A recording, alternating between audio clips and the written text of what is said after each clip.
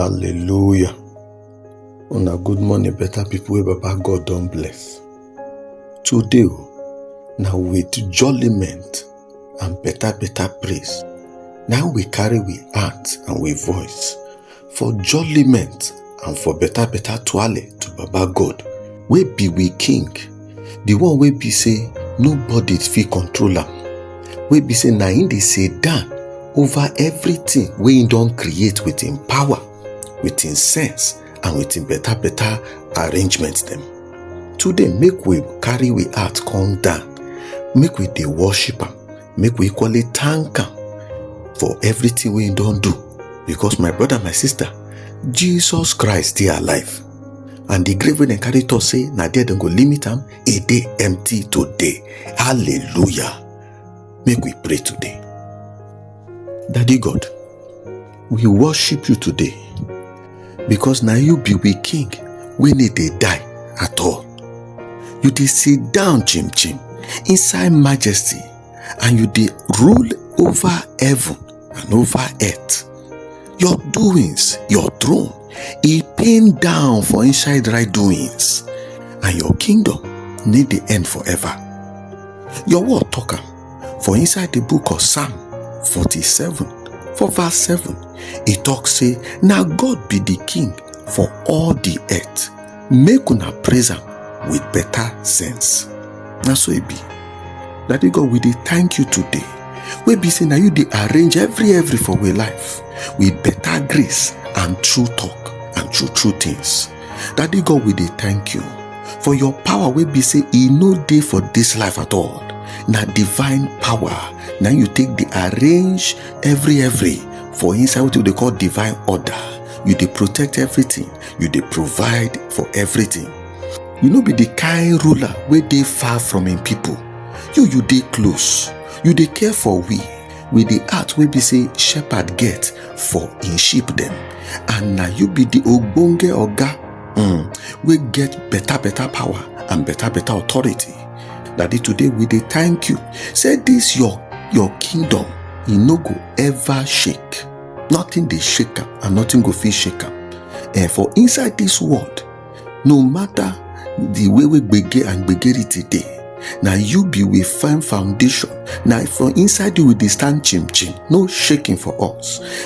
Daddy God, wetin you dey talk, wey dey take arrange with life, e dey sense, and that command wey dey command, wey dey give us instruction, make we for know wetin we go do, e dey bring life, even for we life. Daddy God, thank you.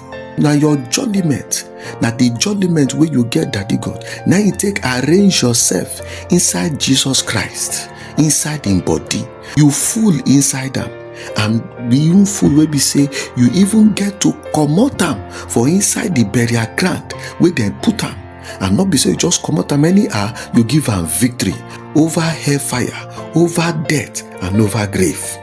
And today, in they alive forever and ever, as we high priest, as we savior, as we shepherd, and as the bishop will be say he they watch over we soul them. We life. Daddy God, we thank you. Today we get better hope. We be say he pinned down like anchor where the ocean for one place, because Jesus Christ he they live forever. So matter of life no go shake way at all. That's all. Today, Daddy, we carry we heart take surrender. We carry we plan take surrender. We carry we desire take surrender, give you and you alone, because now you be our gakpata, and you dey reign over we family. You dey reign over we life. You dey reign over the place where they stay, alias neighborhood. You dey rule over and you dey reign over the community, even the nation them where we dey. You dey reign. Nobody dey push you come out. Nobody go fit push you come out. And today we dey pray say, make that your better kingdom, your kingdom wey no go end, your kingdom wey go rule and reign forever. Make your will happen for we life today, even as we dey celebrate. Make it happen for we family, make it happen for we community, make it happen for we nation. Daddy God, today we carry crown put for your head, even though we need to see you. We put down for your head with our jolliment, and we praise you, they praise you. We say that God make you reign Now you be we mighty Agidigba king. We comot for inside grave, and grave no fit stop am. You conquer the grave. Today we say, make all the twale we cut cap for you, and make every power we the power we carry and give you, and we say make you collect all of them. In Jesus' mighty name we don't pray. Thank you, Daddy God, for everything we don't do for us. Amen. Today, my brother, my sister, make una open the heart, say praise God, because the king we in carry give us, he no dey grave again, he no dey cross again, he dey alive, and he dey everywhere, and he dey ready to help anyone we trust in him, we believe in him. Happy Easter holiday, my brother, my sister. May God bless you.